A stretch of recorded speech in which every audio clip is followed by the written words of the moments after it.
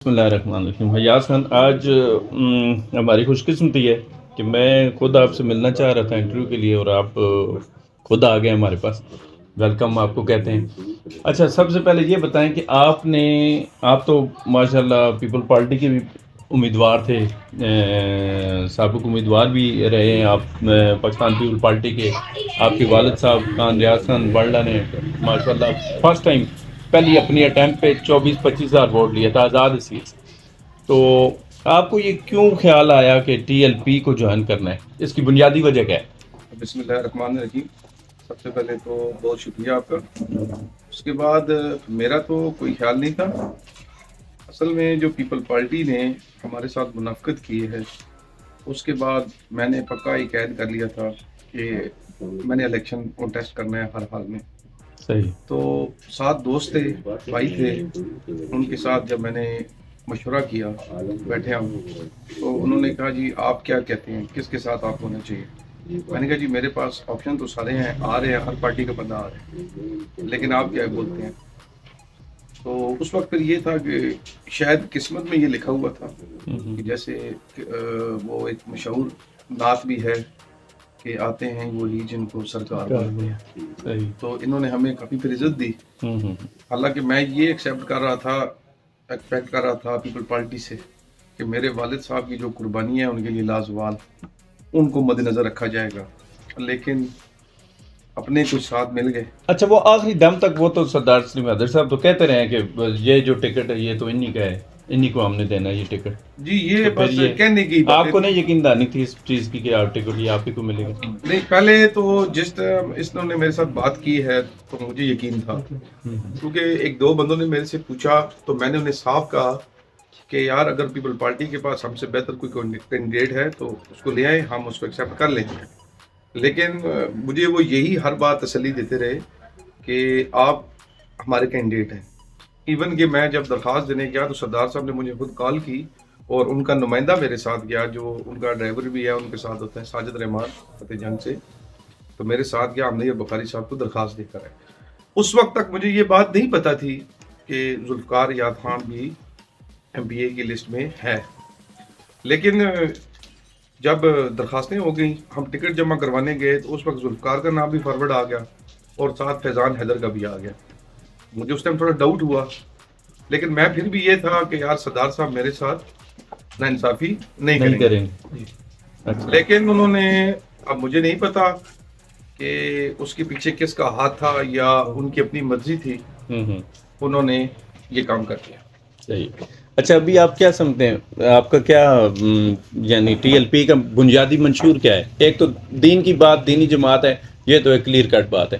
بنیادی سب سے پہلے علاقائی، چونکہ آپ کو پتہ ہے یہ ہمارا گروپ دھڑوں کا یہ جو ہے بیلٹ ہے نا، یہ ساری گروپ دھڑوں کی بیلٹ ہے. تو یہاں وہ اتنا مطلب دینی جو ہیں وہ تو ہیں ہی ہیں، لیکن باقی اوور آل جو ہے نا وہ پولیٹیکل پوائنٹ آف ویو سے دیکھتے ہیں کہ یار ان کو کس طرح یہ ہمارے لیے کیا کر سکتے ہیں. یعنی وہ منشور کو مد نظر رکھتے ہیں کچھ پڑھے لکھے لوگ. تو اس بارے میں آپ کا کیا ہے کہ آپ یہ سر اس کے منشور میں انشاءاللہ تعالیٰ اگر اللہ کی ذات نے ہمیں موقع دیا تو سب سے پہلے تعلیم سب سے جو ضروری چیز ہے، بنیادی چیز ہے. اور میری سعد حسین رضوی صاحب سے ایک ملاقات ہوئی ہے جس پہ میں نے ان کو 2 پوائنٹس پہ زیادہ ذرا شور مچایا. ان میں ایک یہ ہے کہ ہمارے پاس جو تحصیل ہاسپٹل ہے اس میں لوگوں کی گنجائش ہے بھرتی کرنے کی، نہیں رکھے ہوئے. ٹوٹل 20 سے 25 بندے کام کر رہے ہیں. اس کے علاوہ اسپتال بڑی ہے جس میں آپ آپریٹنگ سسٹم بھی رکھ سکتے ہیں، آپریشن کی مشین رکھ سکتے ہیں، لیکن کوئی ان کے پاس سہولیات نہیں ہے. اور میں نے کہا جی آپ نے یہ بھی ذہن میں رکھنا ہے، یونیورسٹیز یہاں پہ کوئی ٹاپ کی نہیں ہے، ان کو بھی ذہن میں رکھنا ہے.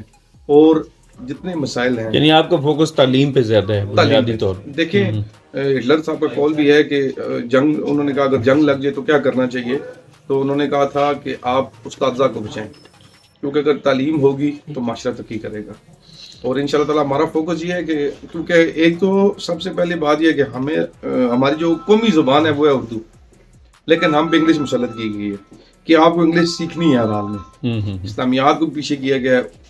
ہمارا فوکس یہ ہے کہ ہماری مادری جو لینگویج ہے وہ پروموٹ ہونی چاہیے. اچھا یاز بھائی، یہ بتائیں کہ یہ ابھی 10-12 دن رہ گئے ہیں تقریباً کمپین میں سے نا، تو آپ کیا سمجھتے ہیں کہ موجودہ سنیریو میں جو پولیٹیکل پوائنٹ آف ویو سے میں یہ بات کر رہا ہوں کہ جو پولیٹیکل پوائنٹ آف ویو سے پی ٹی آئی کے ساتھ جو کچھ ہو رہا ہے، کیا یہ ایک جمہوری سلسلے میں یہ ہونا چاہیے یا نہیں ہونا چاہیے؟ بالکل، میں تو اس کی بھرپور مذمت کرتا ہوں، اور ہم حالانکہ جو پیچھے مان طاہر کو گرفتار کیا گیا تھا اس پہ صادق ہاں جی رضوی بالکل، صاحب کو بھی بیان آیا تھا، بالکل ہم نے بھی آپ کا اس بھی پہ آیا مذمت کی تھی۔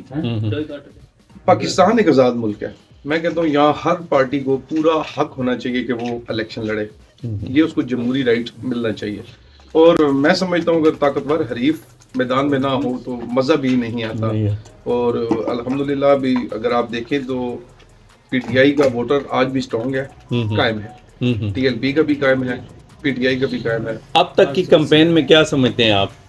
ابھی تک جو آپ لوگ علاقہ ہم ہمارے علاقے کے حوالے سے بات کرتے ہیں، علاقہ نلہ کے حوالے سے بتائیں کہ سر کیا؟ علاقہ نلے میں یہ ہے کہ جو میرے والد صاحب کے مضبوط دڑے تھے، جنہوں نے ہمیشہ میرے والد صاحب کے ساتھ یا میرے گرینڈ فادر کے ساتھ وفا کی ہے، وہ میرے ساتھ بھرپور وفا کر رہے ہیں۔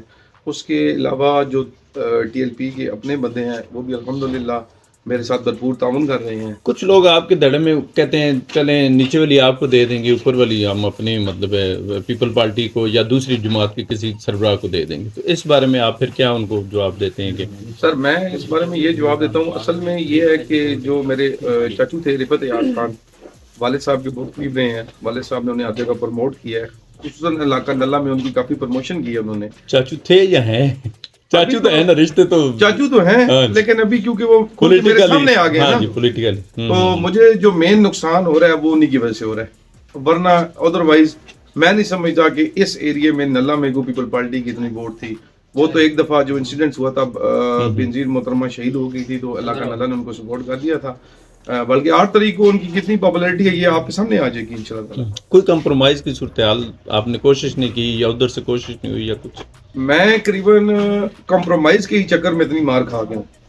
لیٹ ہو گیا؟ اگر میں ٹائم پہ فیصلہ کر لیتا تو شاید مجھے یہ نلے میں یہ سچویشن نہ دیکھنی پڑتی، لیکن الحمدللہ جس کو اب سچائی پتہ لگ رہی ہے وہ ان کو بدوائیں دے رہا ہے اور گلیاں دے رہا ہے، سیدھی سی بات ہے۔ اچھا، تو ابھی آخری علاقے کے لوگوں کو کیا پیغام دینا چاہیں؟